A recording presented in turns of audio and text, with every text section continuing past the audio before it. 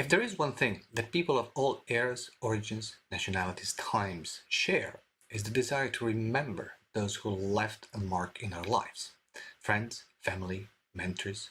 This can translate into a beautifully simple gesture, like planting a tree with the name of the beloved one, or in a more articulated one, like a work of art. The painter Victor Hartmann was a close friend of Modest Mussorgsky, and when he died unexpectedly of an aneurysm in 1873, aged only 39, Mussorgsky was devastated. A couple of weeks after his passing, Hartmann's friends and supporters organized an exhibition of his paintings at the Imperial Academy of Arts in St. Petersburg. And about a year later, Mussorgsky channeled his pain into a new piano work, making his memories of his close friend immortal. Most of the works that inspired pictures at an exhibition have been lost in time, but thanks to Mussorgsky's music, they are still remembered today. After Mussorgsky's death in 1881, this work fell into oblivion until 1922, when the great conductor Sergei Koussevitzky commissioned Maurice Ravel to orchestrate it. Hello everyone, I'm Gianmaria Griglio and I welcome you to a new episode of Conducting Pills. If you're new here, this channel is all about classical music score analysis and conducting tips. I want to thank all my patrons for making this series possible, and now, on with Mussorgsky. Mussorgsky imagined himself walking through the paintings, capturing the spirit of each of them. He depicted himself walking with a promenade in modo rustico. Promenade is French for walk, while in modo rustico is Italian for in the Russian style. This promenade opens the piece and returns throughout the whole work, connecting one painting to another. A solo trumpet plays the first two bars.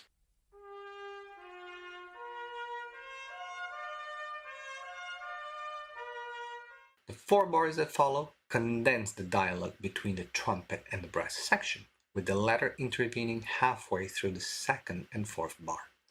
The second half of this dialogue carries out the modulation to A flat major.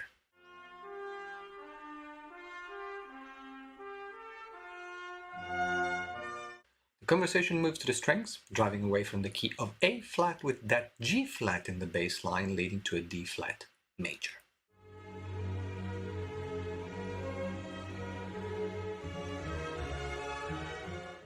The woodwinds join in, followed by horns and trumpets, and the dialogue extends to the woodwinds and the strings.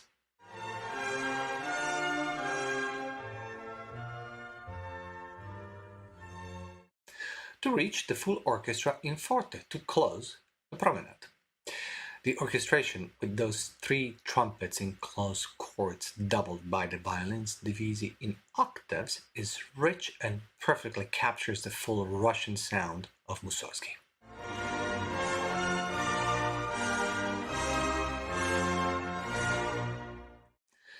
The original sketch of Nomus was lost, but critic Vladimir Statov describes it as a sketch depicting a little gnome, clumsily running with crooked legs. The sound is ominous, with the dark colors of the violas, cellos, and basses combined with the clarinets and bassoons. Notice the register, again, low, dark, unsettling with those muted trumpets.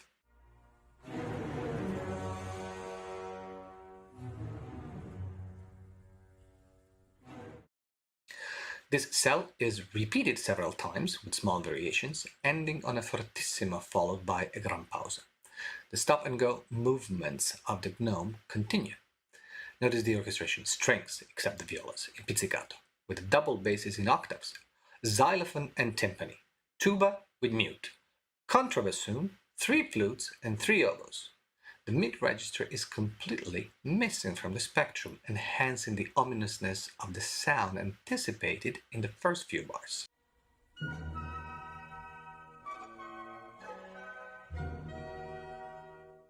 Another gran pausa, and the action is repeated.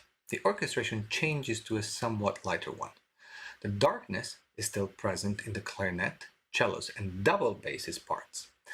The harp and celesta add a sinister twinkle, accompanied by the glissandos of the violas and the cellos.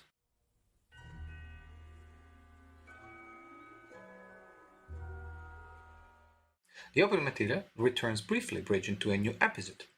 Tempo marking poco meno mosso e pesante means slightly slower and heavy.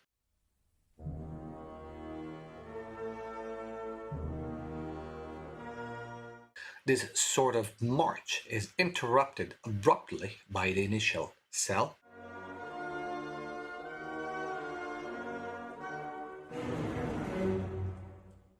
only to restart shortly after.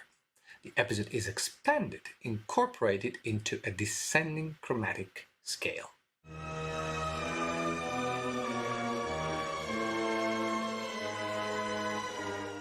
A variation of the second episode follows, enriched by the trills and chromatic scales of the bass, clarinet, and bassoon, doubled by the cellos and basses.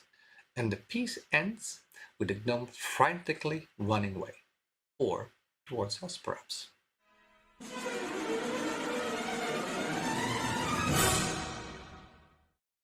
A placid retake of the promenade walks us gently to the next painting. The original title is in Italian.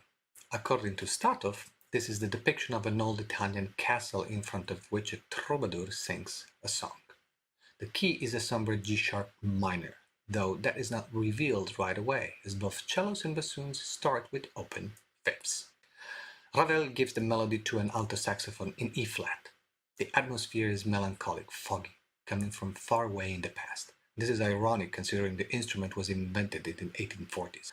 Violas and cellos keep a very simple accompaniment. The cellos palpitate on a G-sharp pedal, while the violas move simply from the fifth to sixth notes of the scale.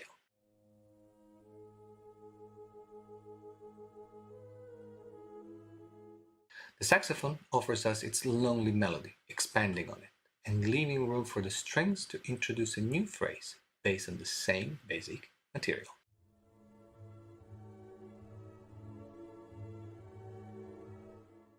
The bassoons return once more with the closing part of the opening phrase, while the English horns line is replaced by the violas. The melody is then entrusted to the coupled flute English horn. Notice how the flute is playing in its low register, darkening the color of the English horn with no risk of overpowering it.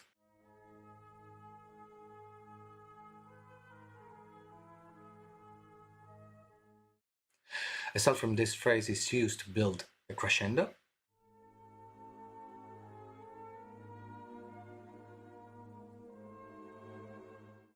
that rapidly falls back.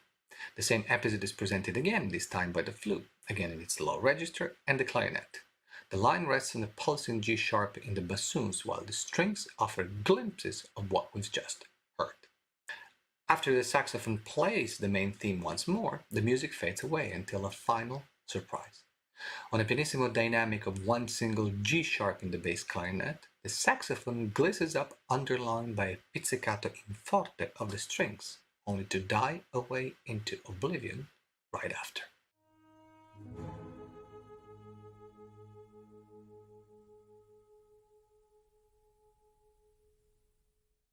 The promenade returns, this time in a more extroverted fashion, walking us to the next painting.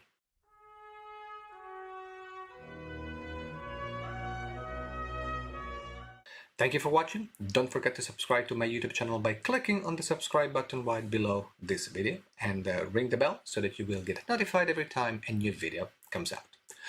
For more in-depth analysis, conducting technique, and conducting exercises, look on my website where you can find more than 100 videos and follow my Facebook group. And if you want to support this series, you're always welcome to do so on Patreon. All the links are in the description.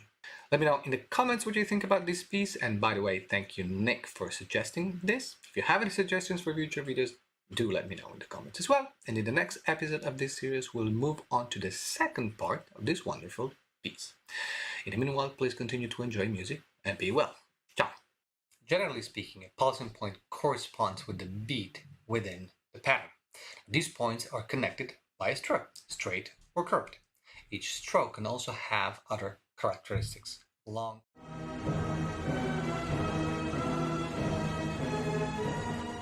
After walking through the first two pictures, Mussorgsky and Hartmann take us for a stroll in a garden filled with playing children. Moving on, we'll look at a cart on enormous wheels drawn by oxen. And finally, we witness a lovely ballet of unhatched chicks. This and more coming right up on Conducting Bills. Hello everyone, I'm Gianmaria Griglio and I welcome you to a new episode of Conducting Pills. If you're new here, this channel is all about classical music, score analysis and conducting tips. I want to thank all of my patrons for making this series possible. And now, on with Mussorgsky. From Italy, we move to France, specifically to Paris, near the Louvre. There, in the garden of the Tuileries, a swarm of children and nurses are playing and quarreling. At least this is the description we get once more from Vladimir Statov, as Hartmann's original painting was lost. We enter a light-hearted atmosphere. The woodwinds alone, playing in a mid to high register, open the piece. The movement in B major is built on an ABA structure. Notice the adjective in the tempo marking, capriccioso, meaning capricious.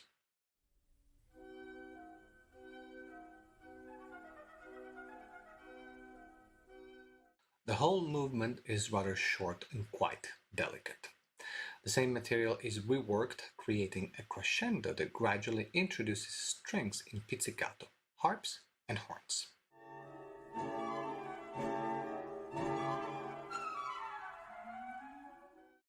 And returns on its own steps, closing the A part. The violins languidly whisper something, and flute, clarinet, and harp quickly respond with a chatter.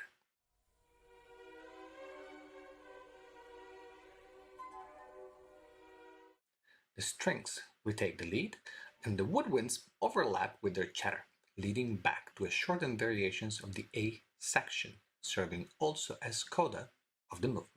It seems like we're going back to the A section, but in fact, the two images overlap, employing elements from both sections, and this is particularly evident at number 37. And shortly after, the movement delicately ends on a pianissimo.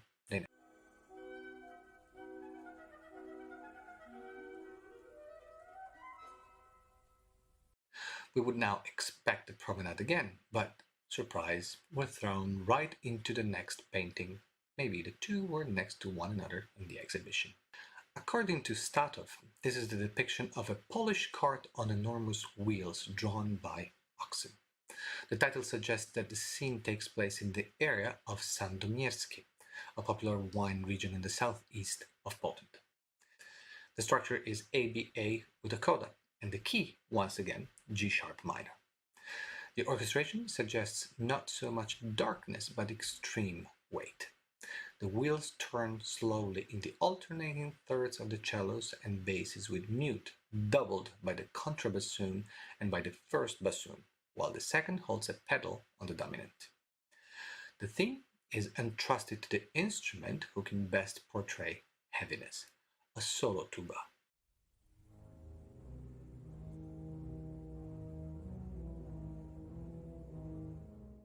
The phrase is repeated with a difference.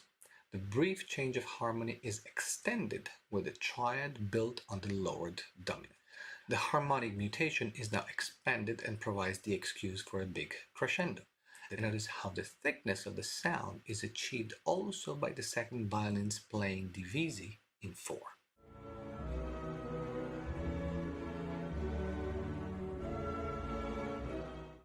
Four bars later, the flutes, the third oboe, and the first violins add another layer.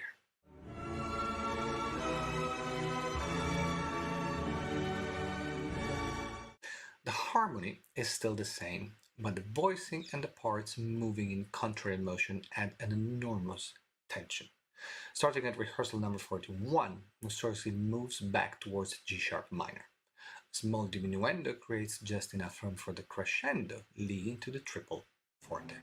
The theme returns in octaves throughout the orchestra.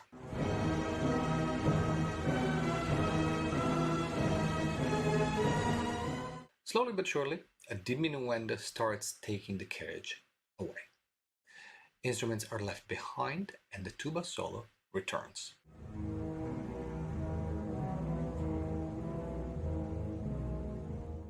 An echo of the theme is passed to a solo horn with mute in the low register of the instrument. There is no marked rallentando, but the music slows down in the last bars when the 8 notes turn into quarter notes, and the carriage simply vanishes in the distance on the pizzicatos of the double basses. The promenade that follows takes on a different perspective. keeping some of the distant sound in the orchestration, started only with flutes in the high register and two clarinets. Oboes and bassoons answer a couple of bars later. The music is pulled towards the low register, becoming ominous. It rises up from the double basses to the first violins, crying out in the high register in a sinister D minor. Suddenly, the atmosphere is interrupted by an anticipation of the next picture.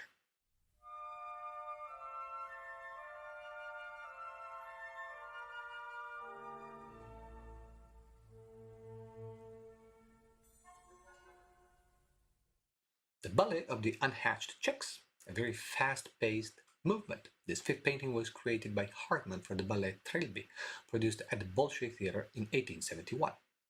In contrast with the previous movement, Mussorgsky paints a light-hearted scherzino, a small scherzo in ABA form with a repeat of the first part. The first four bars are characterized by the short 8 notes with grace notes forming a light melody in the flutes. The melody is answered with an ascending scale. Notice the grace notes element in the oboes overlapping the bassoon's scale.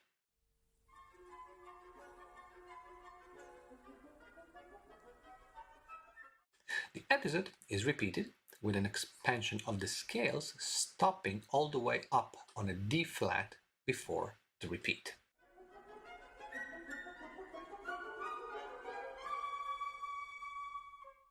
The trio maintains the same lightness. The grace notes are still present in the main line, sustained by trills of the first violins and a pedal of the horn on the F.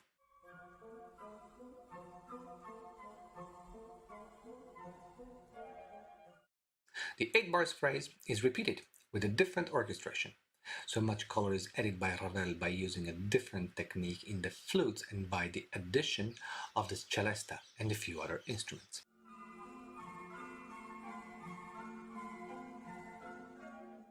The second phrase follows the same pattern. First, the oboe in its highest register, where it can sound a bit more duck-like.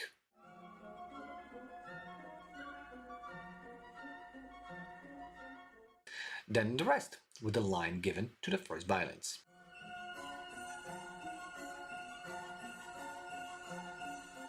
The 8th section returns, and the movement closes as light as it began.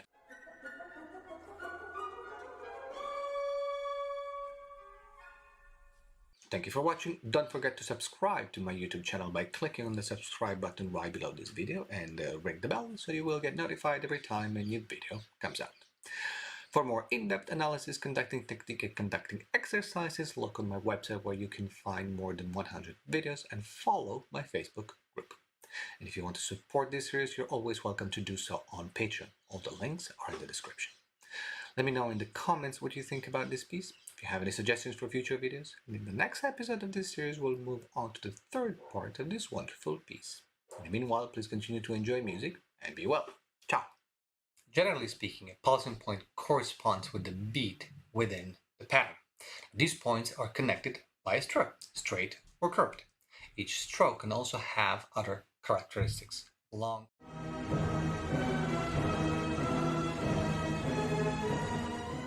The third video, dedicated to the masterpiece of symphonic music that is Mussorgsky Pictures at an Exhibition, takes on 3 more paintings, 2 of which are quite dark in mood. The one sitting in the middle, in contrast, is a lively depiction of the street market. Hello everyone, I'm Gianmaria Griglio and I welcome you to a new episode of Conducting Pills. If you're new here, this channel is all about classical music, score analysis and conducting tips. I want to thank all of my patrons for making this series possible. Now, on with Mussorgsky. No promenade follows the previous movement, and Mussorgsky starts right away with the depiction of 2 Jews, Goldenberg and Schmiele, most likely from 2 separate portraits. The structure depicts first Samuel Goldenberg, the opening andante up to rehearsal number 58, then Schmiele 58 to 60. Both themes overlap in a third section, 60 to 62, to which a coda is added. Notice the use of the augmented second interval, typical of a lot of Jewish music, winking at the Phrygian scale. The ominous beginning in B-flat minor is played out in unison by the strings and the woodwinds minus the flutes and oboes, in which place an English horn is used to darken the color.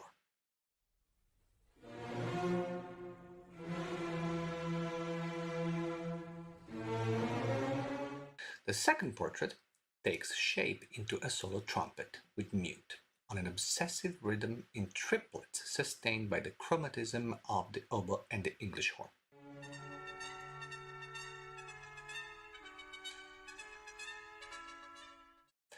The two-bars phrase is repeated and the chromatism passes on to the bassoons, helped by the clarinet.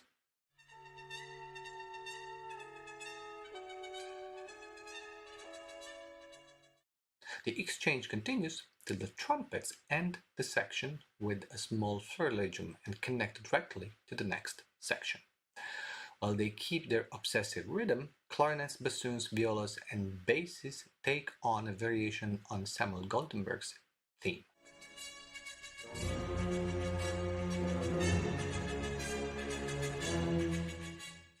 The coda picks up on elements of the first portrait and ends with a common figure between the two, the triplet, in an imperative fortissimo in full orchestra.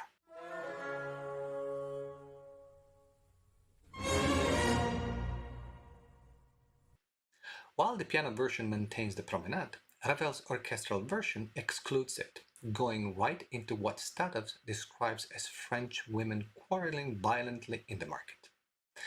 Limoges is a city in central France. Mussorgsky originally provided two paragraphs in French that described a marketplace discussion, great news, but subsequently crossed them out in the manuscript. Once again, the structure is an ABA with a coda, which leads directly into the following movement. Notice all the little details that Ravel puts in his orchestration to help recreate the atmosphere of a market. The triangle, the cymbals, the snare drum, and once again the absence of the double basses help in the general lightness of the sound.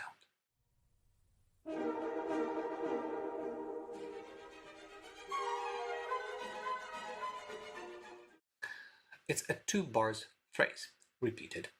One element, the quadruplet of 16 notes, is used in the following three bars, bouncing back and forth between instruments, bassoon, clarinet, flute, and transformed into a descending scale.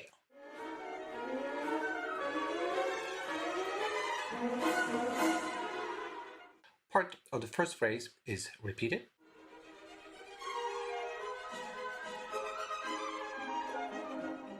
And we approach the B section.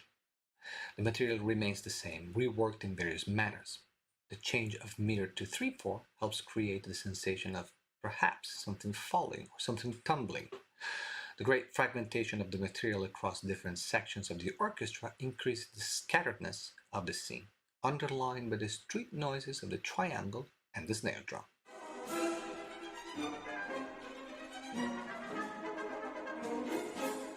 The episode is brief, and after a climactic couple of bars ending in a shrieking noise, a downward chromatic scale leads to a reprise of the A section.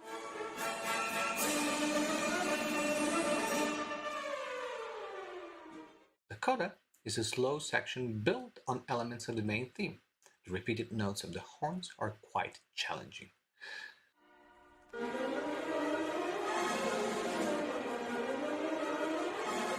Only 4 bars with the poco accelerando, and we go straight into the next movement. This movement is split into 2 parts. The first one is an ominous largo built on blocks of chords, shifting dynamics from pianissimo to fortissimo. The asperities of the scene is well evident in the loud dissonant chords, for example, bar number 4.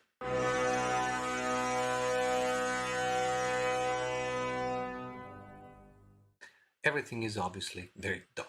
The orchestration makes use of the brass almost exclusively, with some help from the bassoons and the double basses, and later the clarinets. There is no melody here, no theme, only the sensation of stillness with time frozen in darkness.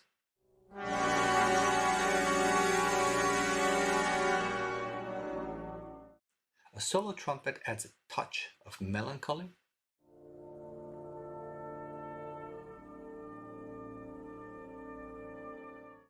and this first part comes to an end. Notice the touch of darkness added by the tam-tam on the last chord, made even more terrifying by the horns in boucher.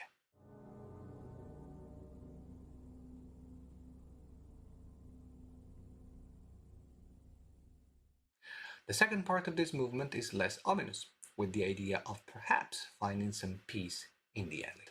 Cum mortuis in lingua mortua, with the dead in a dead language, also became the title of this second part, which, unlike the first, does have a theme. The promenade transformed in B minor, first heard in the oboe and the English horn,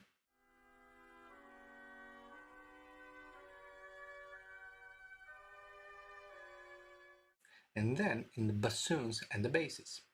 Notice the descending chromatic line of the second violins and violas.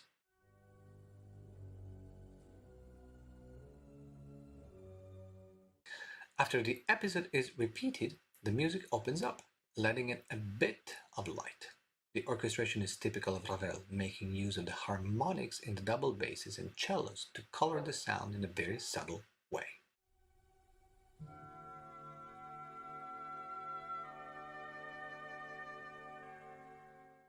The movement slowly comes to an end, finishing on a B major chord.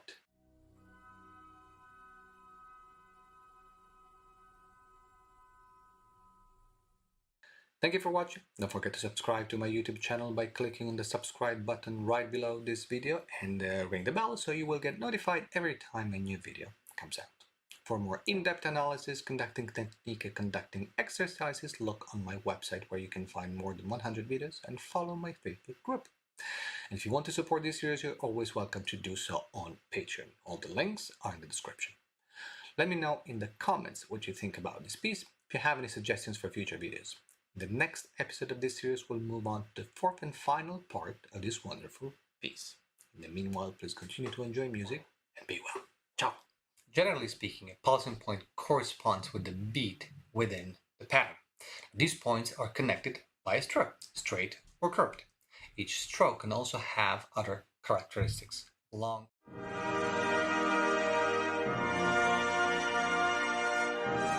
Mussorgsky ends his musical homage to his friend Victor Hartmann with two paintings tied to his home country.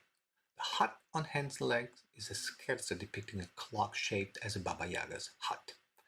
The second one couldn't be more Russian, the Great Gate at Kiev. Hello everyone, I'm Gianmaria Griglio and I welcome you to a new episode of Conducting Pills. If you're new here, this channel is all about classical music, score analysis and conducting tips. I want to thank all of my patrons for making this series possible. Now, on with Mussorgsky.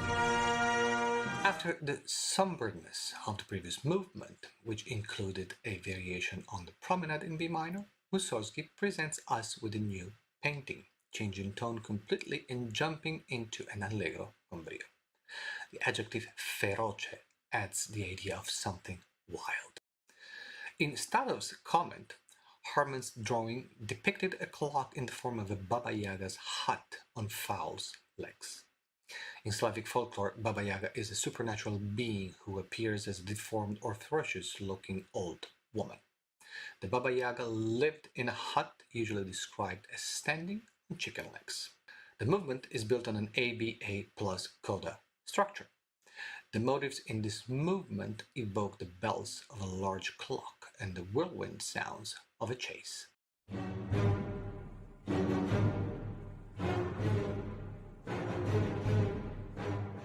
The lines are a succession of ups and downs. A cell of the motif is used to build an upward chromatic scale,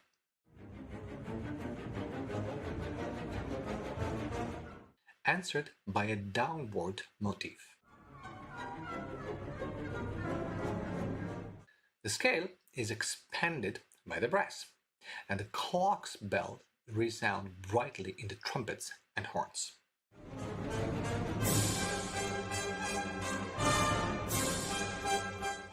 The material is expanded. The quarter note alternate with the 8 notes heard earlier in a combination that becomes tighter and tighter. Notice also the great use of percussions, timpani, triangles, snare drums, cymbals.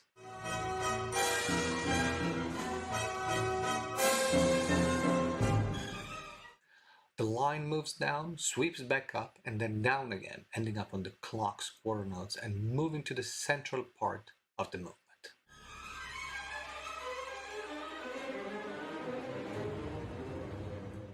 The central section, the trio of this scherzo, is a contrasting andante mosso.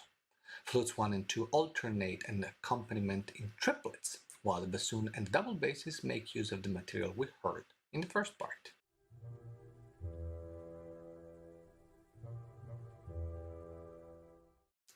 The conversation continues, including the clarinets and the rest of the strings in it.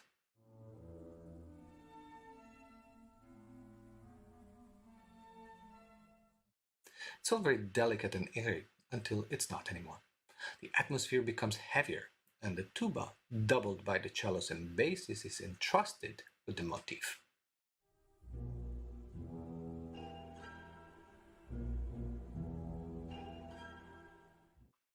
The allegro molto that follows is an almost identical repetition of the first part.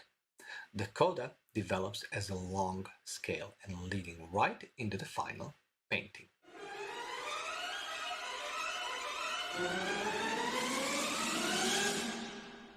According to Statov, Hartmann's sketch was his design for city gates at Kiev in the ancient Russian massive style, with the cupola shaped like a Slavonic helmet. Hartmann designed a monumental gate for Tsar Alexander II to commemorate the monarch's narrow escape from an assassination attempt on April 4, 1866. His design won the national competition, but plans to build the structure were later cancelled. The movement is structured as a rondo in A-B-A-B-C-A-D-A form. The opening is given to the brass, bassoons, and percussions in a majestic E-flat major. The woodwinds join in to conclude the phrase.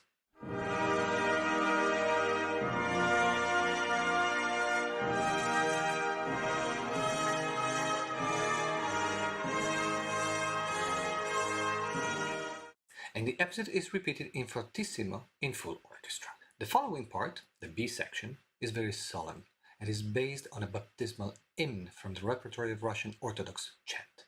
Ravel assigns this A-flat minor chant to the clarinets and bassoons.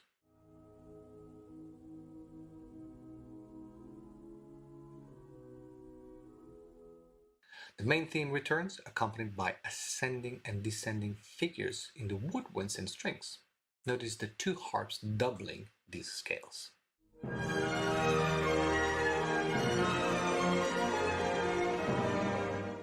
It's time for the hymn again, now in an E-flat minor and supported by the oboes and flutes. The following section, C in the rondo succession, immediately reminds of the previous painting with the clocks and bells.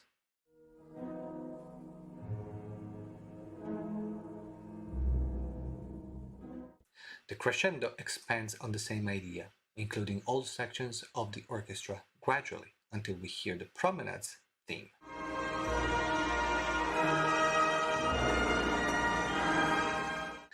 The main motif of the movement is back once again, with yet another variation in the orchestration.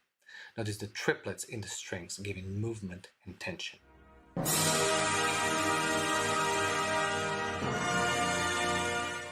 One final transition takes advantage of those triplets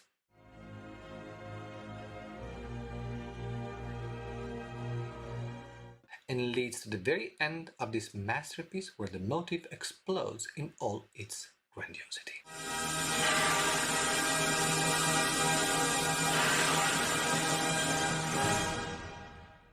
Thank you very much for watching. Don't forget to subscribe to my YouTube channel by clicking on the subscribe button right below this video and ring the bell so that you will get notified every time a new video comes out. For more in-depth analysis, conducting technique, and conducting exercises, look on my website where you can find more than 100 videos and follow my Facebook group. And if you want to support this series, you're always welcome to do so on Patreon. All the links are in the description. Let me know in the comments what you think about this piece, if you have any suggestions for future videos. And till next time, please continue to enjoy music and be well. Ciao. Generally speaking, a pulsing point corresponds with the beat within the pattern. These points are connected by a stroke, straight or curved. Each stroke can also have other characteristics: long,